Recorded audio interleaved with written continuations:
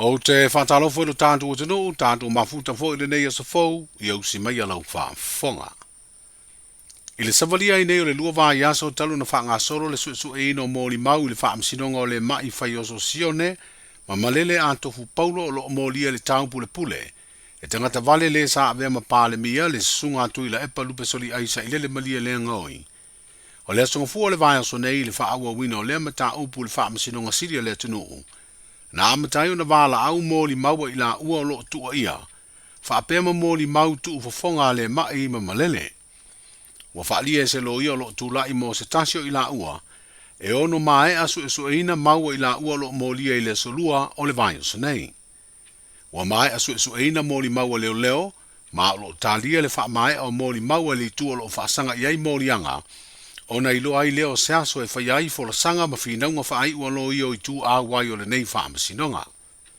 O lo iei le polo inga le whaamasinoga ua tapu ai, ona whaasara lau mau o lo su e nei lumo se lau lau o whaatonu. Ona iei se isi tangata o lo masalomia matua ia, i le mōli anga lava o le tau pule pule e whaao o le maliu. E leo mauti noa i le teimi nei, po a whea au mai ai mai au stalia i lo tātua tunu u lea tangata o lo tua ia mōlo na whaamasinoga. O le li o le whaamasinoga ia te tau o lea tangata, ina ne isatia ma whaina i lona maua leo se whaamasinoga sanga tonu ma whaamaoni, le mafua anga o le lea mawhai, o na li potia le te binei, mau o le nei mata upu. O se whaamasinoga ua lau si la fia le tunu ulo na amatanga mai, ina ua whatoao o mōrianga i luma o le whaamasinoga.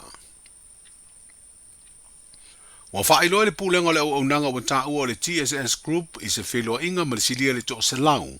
O tangata ilo tātu o tanu u whaamanu ia ina tālo sanga no fo mau i New Zealand. Le tā ua o le awanoa wa lātou sā ili ai ngā luenga. Ai ia tausisi a fo i tu ngā talama company. Wa fo ina ma iai awanoa whai ngā luenga. Wa whaalia se tasi o whaururunga o lea au nanga i tono New Zealand lo i Samoa ma se tasi o ofisa sinia. E whaatalatara noa ia inga o pepa whai ngā luenga. Le fionga silia i la Tala Purchase, e nau le TSS Group e Vesoa Swani, e au noa ma se tongi o pepa whai ngā luenga. Ai o le wha maoni o le i tūta ua lea ia i la tau o le a maua pepa whai ngā luenga, o le ngā lulua i company ua maua ai pepa whai ngā luenga e ui, e leo i ai se ai a inga o ia pepa whai ngā luenga i se teime te tau na ngā lulua ai, o na toe sa iri leo se ngā luenga ina ua wha mautua i New Zealand se ainga, po se tangata fo ua manuia lana tālo sanga no fo mau, ma ua maua le pepa whai ngā luenga. Wa nā o ngā luenga ua ofo ina e pisi nisi ma company au kilani i saute, e anga waa iai tālo sanga ua laki le no fo mau, o loo sā ilia e le TSS Group.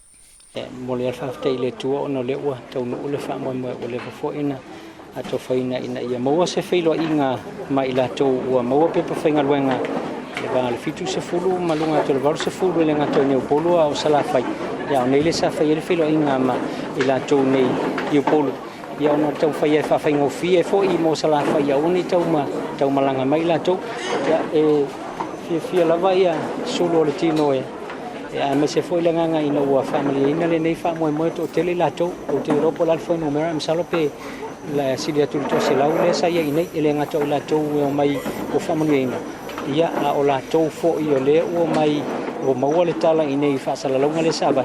O le maua le avano, ia ma o le tala whiwhi o le maua le avano mo i la tau. Ia o la nganga maurunga le na vatu nei pe fo na whailo atu i le ina ia silofia le ia le tangata ia wana o se avano. It's an opportunity ia a o whamanianga o lai whaatali mai.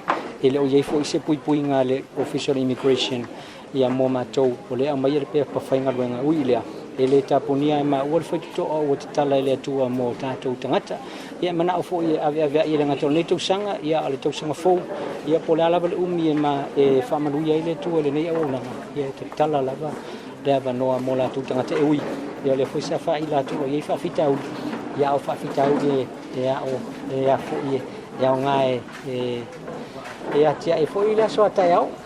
Ia ma le lumanai, ai le whaia mapoloka o le au nanga. Fafte te lau? Tulang whawhitau li lea roa, si o whawhitau li matu i afu o mai tau ina o tula i mei o nanga. Whaftai ele o ni whaafitau le matuia o le tūlanga lava masani o tātou i o tātou tangata i ainga o le whaamautu atu iai. Ia, o lai lātou te silofia lava o le whaamuanga o le pepa whainga ruenga ele o ia se puipuinga le immigration. Lono inga ia o nisi o whaafitau le mo ainga i o tonu atu ia o pese i o whai ainga la e whaamautu atu iai ia le tonu mo lātou. Lono inga o ma avi ei singa ruenga po o whainga ruenga mo lātou. Ia ua tu mamaina i lea o le au nanga ia le pepa whainga ruenga ia na mai. Ia e pea ona whailo atu e lea whaina le tūlanga lea. O le mea whaaftai i le tua ua maua lea wanoa. Ia mō la tau ia. Ia a whai fo e o a teo toe mana tua. Ia la e matala le whai toa lea wanoa e.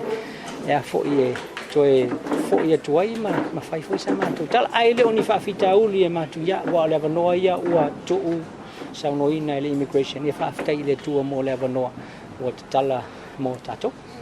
Se whaatalitele noanga ma se tasi o suisi ni o le TSS Group, le fionga silia i la A Tala Purchase.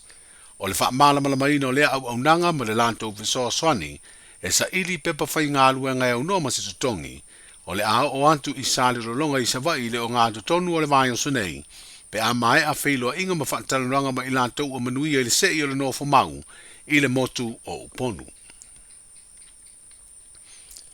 O le whamalia ina o aia inga o whaata oto mo le polo keti tasi le biliona tā la, mo i tu malo whaapalon te limas fultasi o le atunu, wa whaamatu ua tuai vai ngā tupeta i se lau lima se fulu afe, mo i tu malo e lima ua mai atu ina atu li poti ma whaamatalanga o tupe, o le lua se lau afe na whaamatu mua mua, ma ua mai o na sueina e suetusi. O le tu malo fale ata wha, lo to whanga, sa le ngalua, va au fonti, manganga i whamaunga numele lua, ua whaapea o na sainia malianga, ma ua whaalia le minstao tupe le sainia o ia malianga ma iei tu malo palonta, ua wha malia ina ia inga ua tausisia ia i tu malo, ia maa le mafu anga fo ilea, ua wha matu ia i le vai ngā tupe mua mua o le tasi le miliona mo le tausanga wha le tupe o lo wha ngā solo, le ai mai ai le wha ai unga o le masino iuni o le tausanga nei. Ua tolu suru lima i tu malo palonta, ua mai a tau au le vai ngā tupe mua mua o le miliona mua mua e se lau lima sfuru afe, ai se furu ono i tu malo o lo wha tali le teimi. E maua ai pe a mai ona tu inantu li ponti o le sueina o whaamtalanga tau tupe, i le wha o ngā ina leo le lua se la wafe na whaamatu mua mua. E valu i tu malo o whaamatu i ai, le tai wha se lau lua se furu afe ta la.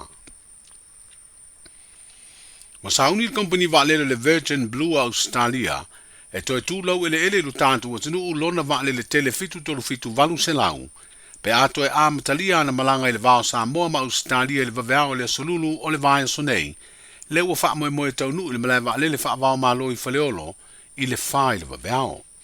Wa sauni le pulenga o tangata ta whao, e wha tali lea malanga i le wha whailoa i o pailate ma le au waa, wha pea le pasese o le a malanga ma iai. E leo wha iloa ina pe to fia se pasese i lea malanga ua toe a whea ilo tātu o tunu talu na tāpunia tua o i malanga masani le tausanga i luafe sfuruiva ona o le whaamai COVID-19 sfurumaliva. E tolu malanga le Virgin Blue o whaatulanga i le maa yaso, e lua malanga mai le Ayosini, a e tasi le malanga mai Brisbane. O tolu ai nei company waalele ua whaia malanga i le vao Samoa ma Australia, o le Qantas, Virgin Blue, ma le Fiji Airways. O le tauvanga ia company waalele tolu, o le amawaini pasa se pa mo tangata e fia malanga mai i Samoa, ai mai se foi o tātou tangata e fia malanga atu i Australia. O New Zealand le vāua pia ma Aukilani wana o le company waalele o le Air New Zealand, ai ua iai malanga le Fiji Airways mai Wellingtone e afe i Nandi Fiti ma tu sao mai ai i lo tātou o tanu.